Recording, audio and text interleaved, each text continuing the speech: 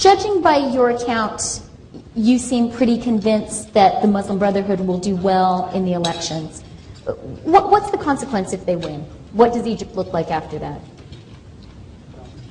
They will they won't come up with all the agenda from the beginning. They'll take it step by step. But if you look at the end result, I see an Egypt that could be thrown back into mid ages. I see laws into the Middle Ages. Yeah, because they will come up with laws that says I'm quite fanatic about my scotch in the evening. So I mean, like, I don't like anybody telling me that I can't drink, or I don't like anybody telling me how my wife should be dressed like. I mean, his mom is very, open-minded, beautiful, yes, and she dresses completely, I would say, in Saint-Tropez style, very little long, so. So I'm sure she's not going to appreciate very much people telling her how she should be dressed, And as trivial as these small things appear, but it is your personal freedom. Only God can make everybody accountable. He has not given a mandate to someone to come on earth and tell us what to do. I mean, I am a Christian. I don't go and confess to my priest because I have a direct connection. Does God talk back? Yeah, it's like I'm going to tell him the story and he's going to tell God. I'm going to tell God immediately what's happening, And do you think, how far do you think if the Muslim Brotherhood does well in the elections, how far will they go? Is Sharia law likely? Yeah, Sharia law, the dress code, the no alcohol, tourism will suffer. The minorities and Christians like us and Copts will suffer because even now we are suffering. So what if they come? We suffered also under Mubarak. I mean, look, since January, 5 churches have been burned and ransacked completely. And not one has been made accountable for that. You see this, if you apply the rule of law and order, nobody would be upset. You won't have any demonstrations. This guy burns a church, he goes to trial, he gets a sentence, okay. And why is that not happening? Because they don't want to confront these fundamentalists, these extremists, because they are scared? They're scared to confront them, and they are worried if they confront them that they will initiate another reaction, Okay, but I mean, either you implement the rule of law and order or you don't. And then what are these poor Christians going to do? It's not a small minority, they're 12 million. Where the hell are they going to go? I mean, even Canada cannot absorb 12 million Egyptians, You could try. And why would they leave their own country? This was a Christian country. I mean, this is a Coptic country.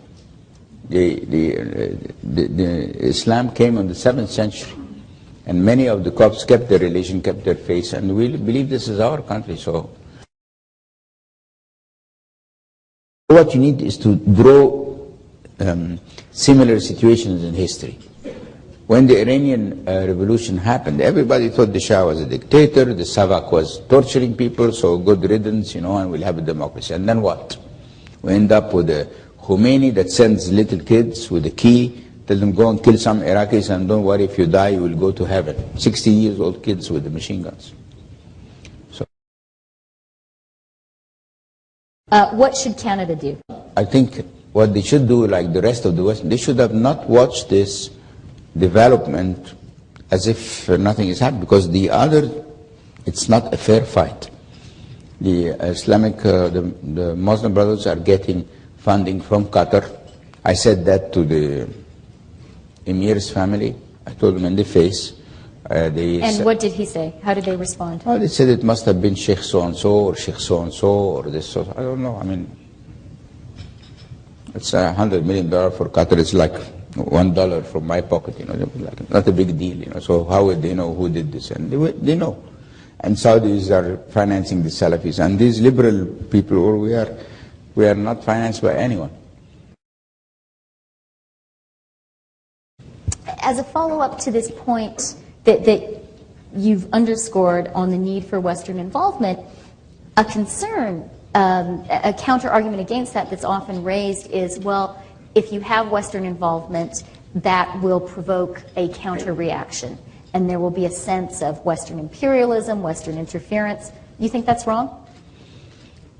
Well, I'm not talking about an open involvement, because because the Qataris are not openly sending money to the Muslim Brotherhood. So this is an on-the-record call for clandestine it's just support? like the others. You just, no, I mean, there are two ways to do it. Or you send a message to the Qataris, do not send money or interfere in the Egyptian affair, and the same message to the Saudis, or you interfere. But you leave us victims to an unfair fight. This is just ridiculous. Is there any Erdogan in Egypt? Sorry? Is there any Erdogan or any Ataturk in Egypt that you see right now? Many, but they are scared. Many of them, because they become targets. It's like my joke when I send the Twitter, you know, they want to kill you, will shoot you. I mean, so how can you argue against who has this guts, you know? You think, you know, after, you know, I mean, you think I walk in Cairo with 6 bodyguards or with any armed, nothing. I don't walk with anybody. You know. Are you still suffering the ramifications of that tweet? Look, I'm a guy you can't scare. See, I can't, nobody can scare me, you know. I have my sins, okay? But I walk looking to God. I think He's next to me, on my side, so I fear no one. Whenever there's a problem with Him, let's go. You know, we'll go and face these evil people and we'll teach them a lesson. So I don't give any. You can't scare me in any way, because you know I haven't.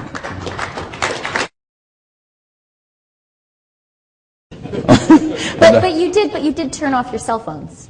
No, that's a different story, because our license, unfortunately, said that the government has the right to ask us for security reasons to terminate the service. And if we don't do that, then our license gets cancelled, which means I am, as a chairman of the company, can be prosecuted by my shareholders because I have vanished billions of value because I didn't obey the license agreement. A deal is a deal, whether it's right or wrong.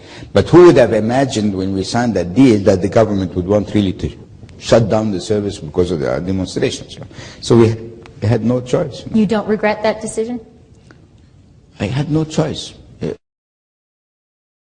We're going to go out. I have my son here, and you're going to go out. We've got a bunch of guys here, and we're going to get drunk because we're not sure when I go back to Egypt to still be serving alcohol or not. So.